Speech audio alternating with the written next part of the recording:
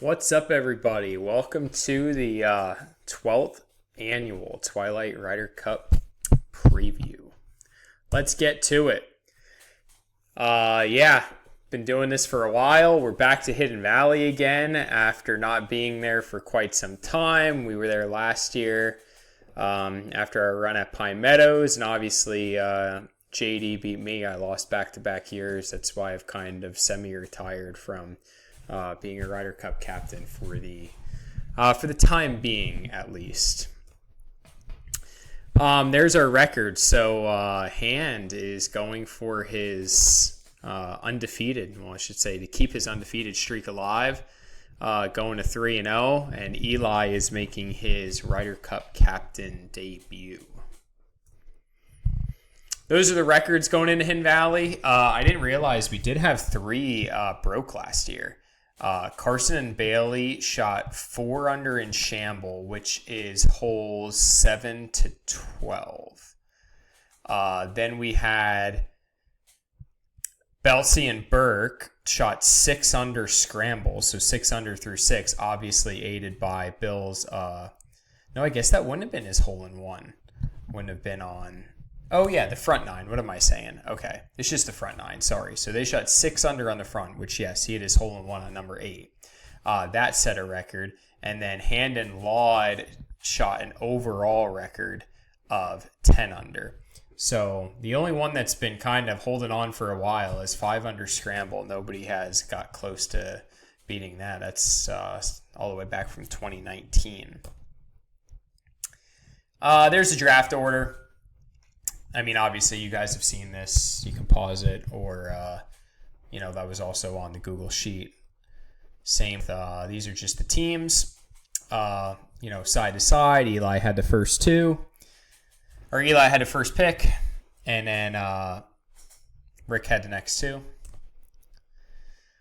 Just a little bit of info. And so hopefully you have your balance paid by now. You talk to Steve, or you are going to pay it at Hidden Valley in cash.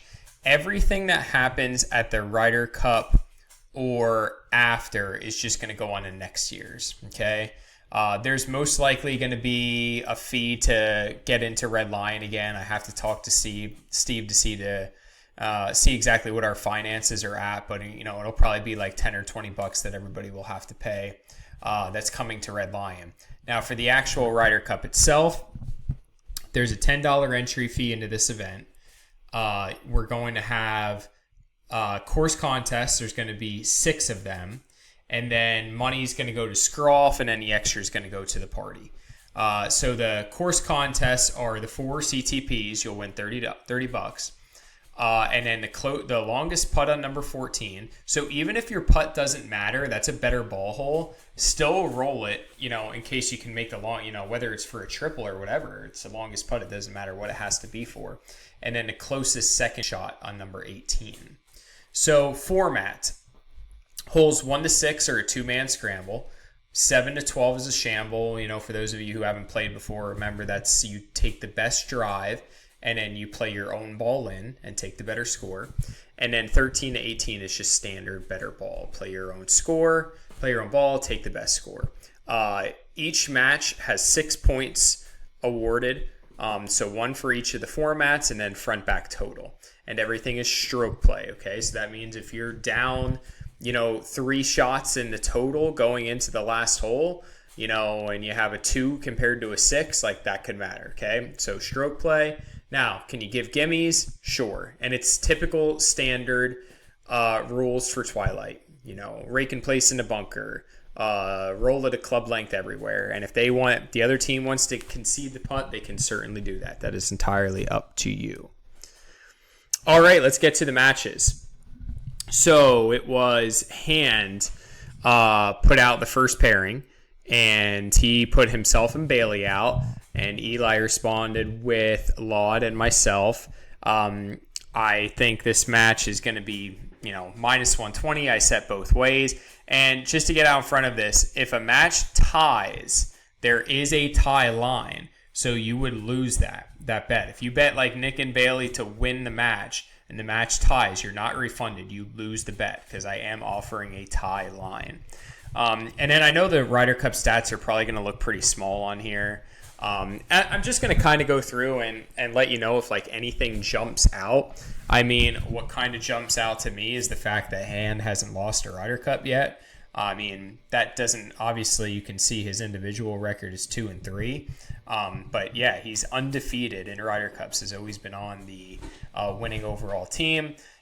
Doing a quick scan, yeah, I don't think anything other than maybe my scramble record, 8.5, 2.5, and 11 Ryder Cups is pretty good. But overall, this will obviously be a really good match. Eli then put out Nida and Platchko, and Rick put out Gallagher and T-Bone. I made Gallagher and T-Bone slight favorites, although I know I'm pretty sure these two guys played with each other last year. And that was like the big upset. Like they were huge underdogs. And not only did they win, like you can see Platchko 6-0. And even Nida in his 2 Ryder Cup appearances, 9 points, 4 and 3 again. So he has a really good Ryder Cup record against these two guys. Gallagher's never been on the winning team, and then he's, has a pretty poor record overall in the Ryder Cup, and same with T-Bone. So, yeah, I have these guys favored, but they historically have not performed well. We'll see what happens. Rick then put out Decker and Mike Toth against Jones and Stu. I made this match dead even. Toth, I know he's been in the league for a while, but he is making his Ryder Cup debut. He usually has like athletic training stuff going on this time of year. Doing a quick scan, nothing jumps out. Jones and Stu are obviously very good overall players, so 63%. We have Jones 3-1-3. It is 3 draws in Ryder Cup matches is crazy. That means, you've played a lot of really, really tight matches. And Stu with a very good record of 5-2-1. So I think Eli did a good job pairing those two together. Super solid Ryder Cup players. Obviously, Decker and Toth, very good players. Toth, the longest player in the league. So it'll be interesting to see how this match goes when you got like some bombers over here and more like finesse players. Be interesting. All right, now we have Eli put out Doug and Schneck. I made them slight favorites, -140, versus Sean and AZ. Doug has not had a great record in terms of being on the right winning team. Does have a very good record here in Shamble, 7.5, 3.5 in that format. Looking over at the winning percentages, yeah, we have about a bunch of 50s, so nothing really looking crazy. And then Allen played his first Ryder Cup last year. All right, so we're on to, I'm kind of losing track of who put out what pairing. We're at Rick. Rick put out Belts and Burke. Small favorites versus Steele and Nick Toth. We have Burke with a great, Burke and Belts. And Beltsy too, you're talking about at this point. He's played 9 Ryder Cups, has a 69 win percent. I'd have to look back to see, like, for people who've played like X amount of Ryder Cups, Belts has to be very, very high on the list for points earned. I mean, this is insane. 9 Ryder Cups, and he's never once lost a point in the scramble format. I mean, just an elite scramble player, that Jay Belts. And he's 5-2-2 overall.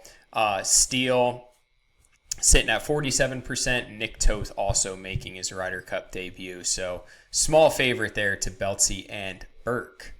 All right, on to Eli. Put out Mambo and Win. Mambo will be playing the yellow tees. Eck will also be playing the yellow tees. I do have Gower and Eck as a small favorite. Eck is notoriously fantastic in Ryder Cups. 7-1-1 like overall as a team, and himself he's 7-2, 34-20. So really good record.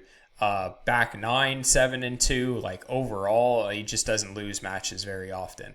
Everybody else kind of flirting around 50%, and I don't really notice anything there. So I am going to move on because I have about 5 minutes left to talk. So next, Rick Pout, Rod, and Steve. I have them as like hilarious favorites. It's like a please don't bet this against Billy D and Carson. But sure, you can bet, minus 1,000. You can bet $100 to win 10 if you would like. That's perfectly fine. So this one's super lopsided. And I mean, Eli was always playing from the back foot right away just because of, like, if I go back to the draft order, there's, including Rick being captain, you have 1, 2, 3, 4, 5. You have 6. No, I'm sorry. You have 5 here, and then Rick would be 6. So you have 6, guys who carry around a 0 handicap. And just the way it went with the draft order, Hand was always going to get 4 of them himself, and then just by virtue of getting the next 2, which, if you're wondering how that's decided, it's whoever comes first in the Ryder Cup standings gets to decide whether they want first pick or next 2, and Hand took next 2.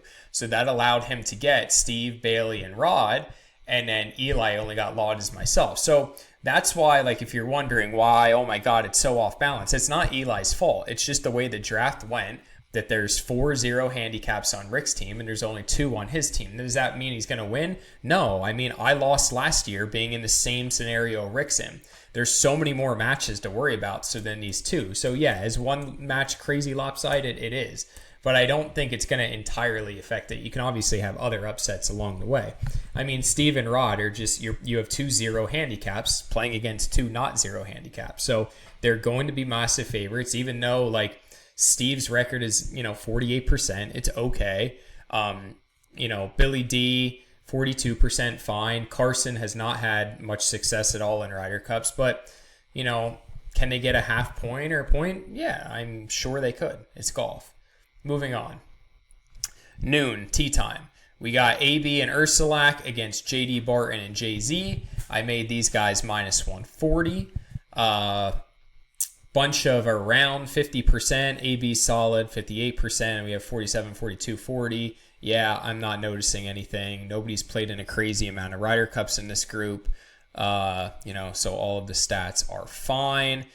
Anchor match here. I made this one even. I think this is going to be a good match. We got Jake and Curtis against Eli and Noah. We got some Ryder Cup rookies here. Curtis making his Ryder Cup debut. Noah making his Ryder Cup debut. And then Jake and Eli have only played in, 2 and 1. So they don't have much stats to work with here. But I do think it's going to be a good match as the anchor one. So overall, that is what this looks like next to each other.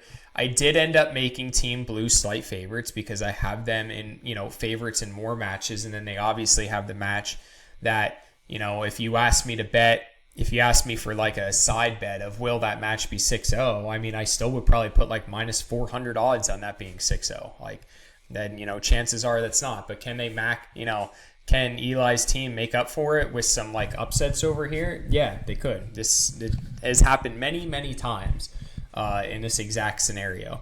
So with that being said, the betting window's open. These are your standard matchup odds. And like I said, since the tie is offered, that means that if the match ties, you would lose if you bet on a team. And then you can obviously call in whatever side bets you would like. People would probably parlay some matchups together in this. I know people like to get creative with like Eagles made. You can even use a spread.